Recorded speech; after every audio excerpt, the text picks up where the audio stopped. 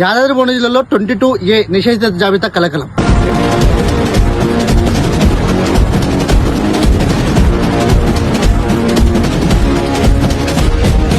Congress party పేదలకు భూమి మంచింది, కాంగ్రెస్ పార్టీ ఇందిరా మిల్లు ఇచ్చింది, మళ్ళీ ఇందిరా మిల్లు ఇస్తుంది. భూమి ఎందుకు కొనుక్కుంటారు? ఎవరైతే చెప్పింది? ఇంకా లేనోళ్ళకి లేనోళ్ళకి ఇచ్చే బాధ్యత మన ప్రభుత్వాన్ని నాది.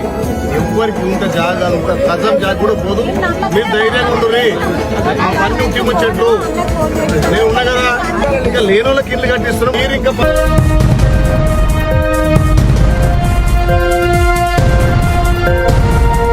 ఇటు బీర్లయ్య అనుమానం వద్దు, ప్రజలకు ఎలాంటి ఇబ్బంది లేదని బీర్లయ్య స్టేట్మెంట్.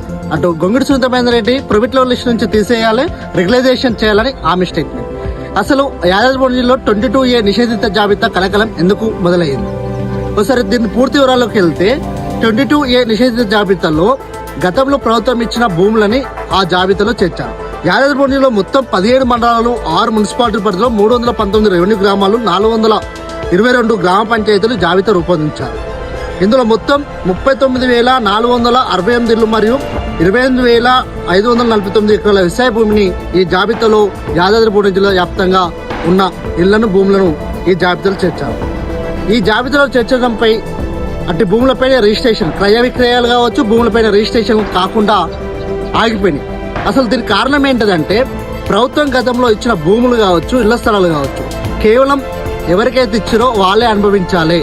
ఇది థర్డ్ పార్టీకి చెందకూడదు, మూడో వ్యక్తికి చెందకూడదు, వాళ్ళ వారసులు కానీ వాళ్ళే అనుభవించాలి అనే కారణంతో 42 నిషేధిత జాబితాలో చేర్చి క్రయ విక్రయాలు జరగకుండా దీనిపైన ఆపింది రాష్ట్ర గవర్నమెంట్. ఇదే అంశం పైన స్థానిక మాజీ శాసనసభ్యురాలు, ఆలేరు నియోజకవర్గ మాజీ శాసనసభ్యురాలు గొంగిడి సునీత మహేందర్ రెడ్డి కావచ్చు, మాజీ టెస్కాప్ వైస్ చైర్మన్ గొంగిడి మహేందర్ రెడ్డి ఇద్దరు కలిసి ఇటు ఆలేరు మున్సిపాలిటీ కేంద్రంలో, అటు యాదగిరిగుట్ట మున్సిపాలిటీ కేంద్రంలో ఒక ధర్నా కార్యక్రమం నిర్వహించడం జరిగింది. ఇవి ప్రైవేట్ లిస్ట్ నుంచి తీసివేసి వెంటనే రెగ్యులైజేషన్ చేయాలి, క్రమబద్ధీకరించాలి, ఇటు ప్లాట్ల పైన వాళ్ళకి సర్వ హక్కులు ఇవ్వాలి, ఇటు ఇళ్ల పైన అని చెప్పి వాళ్ళు ప్రభుత్వాన్ని కొడుతా ఉన్నారు. ఏదేమైనప్పటికీ కూడా ప్రజలు అందులో చెందాల్సిన అవసరం లేదు. ఎందుకంటే 22 నిషేధిత జాబితా కేవలం ప్రజల హక్కులను కాపాడుతందుకు, వాళ్ళ భూములను కాపాడుతందుకు, క్రయ విక్రయాలు జరగకుండా కాపాడుతందుకు మాత్రమే పెట్టింది. కానీ ప్రభుత్వం వెనక తీసుకోవడం కానీ, లాక్కోవడం కానీ, ఆ ఇంటిని కూల్చడం కానీ, ప్రభుత్వం మళ్ళీ తిరిగి ఆ పొజిషన్ ని తీసుకోవడం కానీ చెయ్యదు కూడా. ఇదే విషయాన్ని బీర్లయ్య మొన్న అసెంబ్లీలో కూడా ప్రస్తావించడం జరిగింది.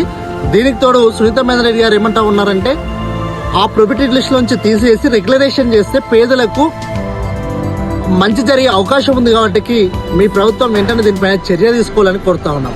ఏదేమైనప్పటికీ కూడా స్థానికంగా ఉన్న ప్రజలు 39,000 ఇళ్ల సమస్యలో కూడా ఎలాంటి భయాందోళన అవసరం లేదు. చాలా రకాలుగా వార్తలు వచ్చినప్పటికీ కూడా, సోషల్ మీడియాలో చాలా రకాలుగా చెప్తా ఉన్నప్పటికీ కూడా ఇట్టి విషయంలో ప్రజలు అందులోనే చెందాల్సిన అవసరం లేదు. Thank you.